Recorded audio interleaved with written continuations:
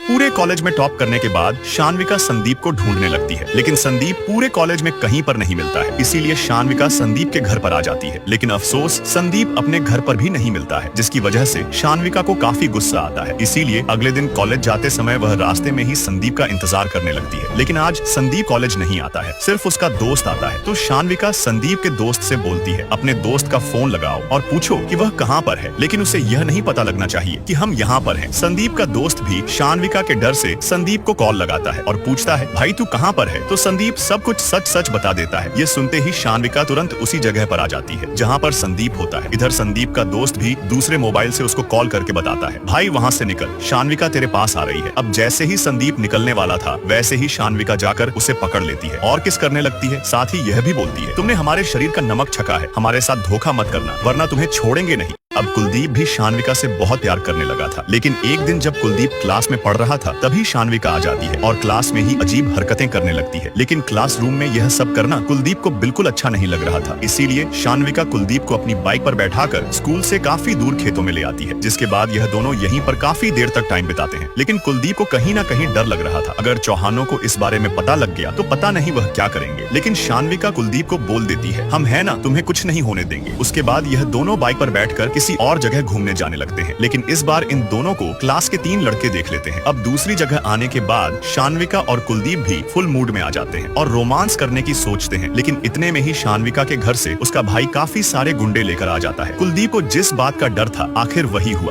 अब शान्विका जैसे ही अपने भाई को यहाँ पर देखती है तो कुलदीप से बोलती है कि तुम ऊपर जाओ, इनको हम देखते हैं। लेकिन जैसे ही कुलदीप ऊपर आता है, वैसे ही शान्विका का भाई आकर कुलदीप के सर पर पत्थर मार देता है। उसके बाद चौहान कुलदीप को पकड़कर अपने घर पर ले आते हैं और मारने लगते हैं। यहाँ कुलदीप की माँ भी काफी ज्यादा रो रही थी, लेकिन इन लोगों को कुछ फर्क नहीं पड़ता है। इधर कुलदीप के पिताजी काम कर रहे थे, लेकिन चौहान आकर इनको भी मारने लगते हैं और पकड़कर उन्हीं चौहानों के घर पर ले आते हैं, जहाँ पर कुलदीप को यह लोग मार रहे थे। कुछ ही देर में घर से निकलकर शान्विका के पिताजी और उसका भाई आता है। तभी कुलदीप के पिताजी रोते रोते शान्विका के पिताजी के पैरों में गिर जाते हैं और बोलते हैं, एक बार अपनी बेटी को बुला लो। उसके बाद शान्विका का भाई कुलदीप के पिताजी को बहुत मारता है और बोलता है, तूने हमारी बहन का नाम कैसे लिया? लेकिन शान्विका के पिताजी शान्विका को तुरंत बुला लेते हैं। इधर कुलदीप भी शान्विका के जवाब का इंतजार कर रहा था, लेकिन शान्विका आते ही बोलती है, गलती हमारी नहीं थी, यही हमारे पीछे पड़ा था। कुलदीप को इतना बड़ा धोखा मिला है। शान्विका के एक झूठ ने अब कुलदीप की जिंदगी को पूरी तरह तबाह कर दिया था। उसके बाद सभी चौहान मिलकर कुलदीप और उसकी फैमिली को पकड़कर उसी के मोहल्ले में लाकर बुरी तरह मारने लगते हैं। कुलदीप का करियर भी आप पूरी तरह बर्बाद हो चुका था। तभी कुलदीप की बहन दौड़ते हुए आती है, लेकिन शान्विका का भाई कुलदीप की बहन को देखते ही उसके कपड़े फाड़ देता है। उसके बाद सभी चौहान कुलदीप और उसकी फैमिली को उसी के घर में बंद करके बाहर से आग लगा देते हैं, लेकिन छत पर खड़ा कुलदीप यह सब देख लेता है। उसके बाद जल्दी से कुलदीप छत से नीचे आता है और अपनी फैमिली को लेकर छत के रास्ते से ही भागने लगता है। कुलदीप ने अब सोच लिया था कि मैं अपने पूरे परिवार को लेकर इस गांव से बहुत दूर चला जाऊंगा। उसके बाद यह लोग गांव से शहर जाने वाली बस रुकवाते हैं और उसमें बैठकर शहर के लिए निकल जाते हैं। अब कुलदीप के अंदर का भी ज्वालामुखी फट चुका था। उसने ठान लिया था कि मेरे और मेरे परिवार के साथ जो भी हुआ है, उसका बदला पूरे चौहान परिवार से मैं खुद लूंगा। वह कुलदीप जिसके पास अभी कुछ भी नहीं है, तो अब यह चौहानों से बदला लेने के लिए क्या करेगा? जानने के लिए हमें लाइक और सब्सक्राइब कीजिए। नेक्स्ट पार्ट जल्दी आएगा।